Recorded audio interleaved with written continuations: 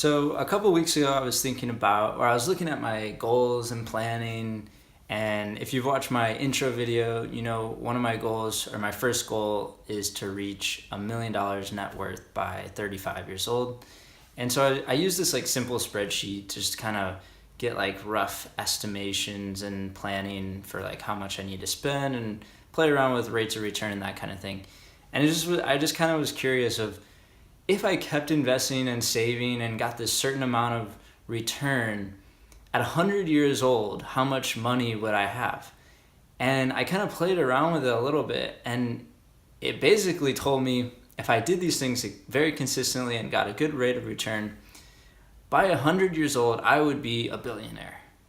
Now, I know this sounds like crazy, but I want to show you the math. I'm going to show you, go through my spreadsheet on my computer, and I'll link to it, and you can play around with it if you want. Yeah, it's pretty simple to understand, and you can kind of play around with the numbers.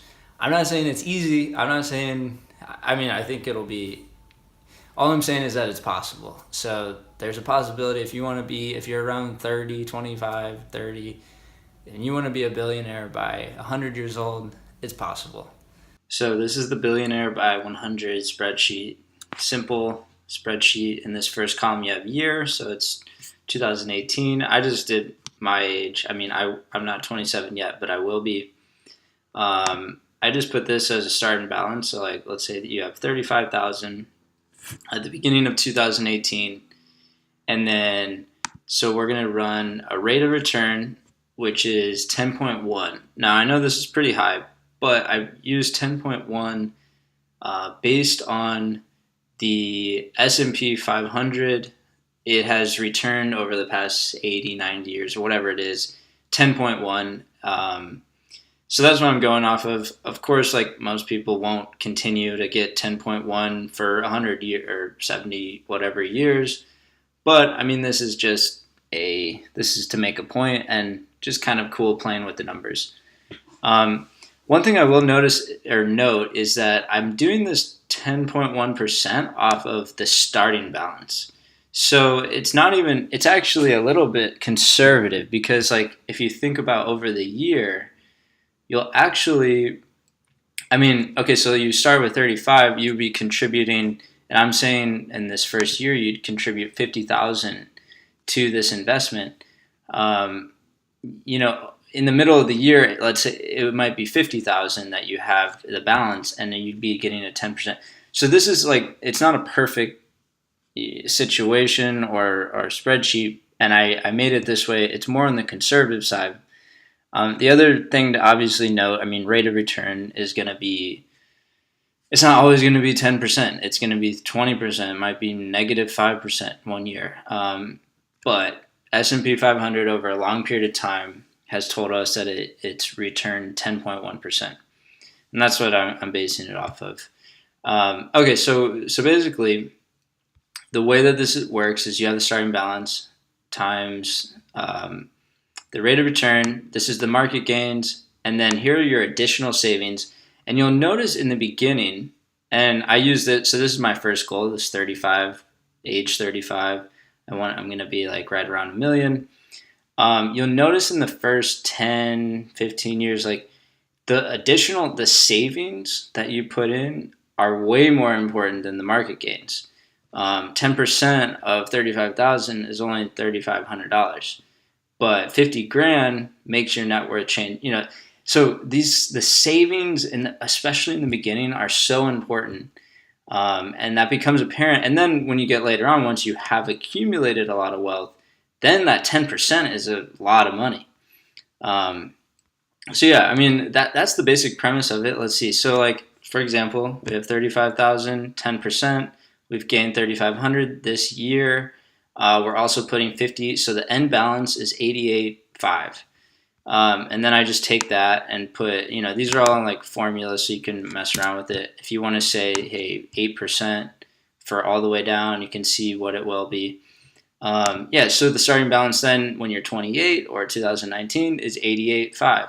Then you do 10% of that right here. You do this additional. Now I'm saying For me, this is my personal goal to try to get 50,000, like add 5,000. I know like it's going to be difficult, but that's why I'm making it a goal. Um, yeah, so I'm adding 5 grand until I get to 35. And yeah, hopefully at that point I'll be somewhere right around 1 million. But yeah, this additional savings is really, really important in the beginning. And then so we go down and we start to see, 35, you have $1 million, right? Okay, cool. And, a million, I mean, it just starts to continue to grow. You're compounding with interest, 10%. The one thing that I did say is, so once you get to 37, and you've been adding 5,000 to your savings, or I should say, when I say savings, I should say an additional investment into your portfolio. So you're not taking away from your portfolio. You're actually adding 50,000 or adding 100,000. But once you get to adding 100,000, I'm saying you just remain the same forever. You like continue to not take out, and you just add another 100 grand each year, every year.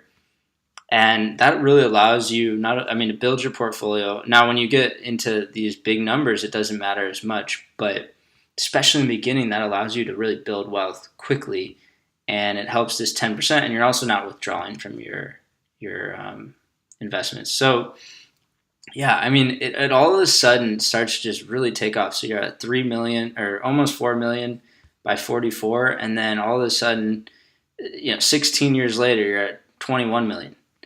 And then, okay, so here's my second, like, ultimate life goal thing, so that I can, if you watch my other video, one of my other goal, my follow-up goal is to gain $50 million in net worth, in order, because I'm really into charity, and I want to be able to donate more than $1 million or more per year, every year, annually. And I arrived at 50 million net worth would be a good way to do that comfortably.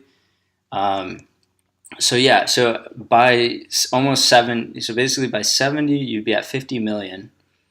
And and then it just it continues just to take off. It's still just 10%. And so 50 million, all of a sudden you've doubled 7 years later at 100 million. And then it just keeps growing. So by 100 years old, if you continue with 10.1%, and basically you're adding 100,000 to the investment pool each year, you'd be at over $1 billion.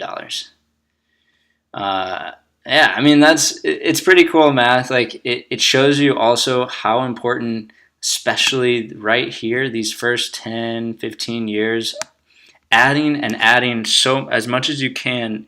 You're basically trying to get as much savings into that investment pool so that you're able to let the compound interest do its job.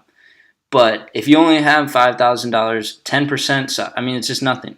So until you have $1 million or 5 million, it continually gets better and better the more money you're able to accumulate, and the quicker that you're able to accumulate it lets it grow for that many more years or that much more time.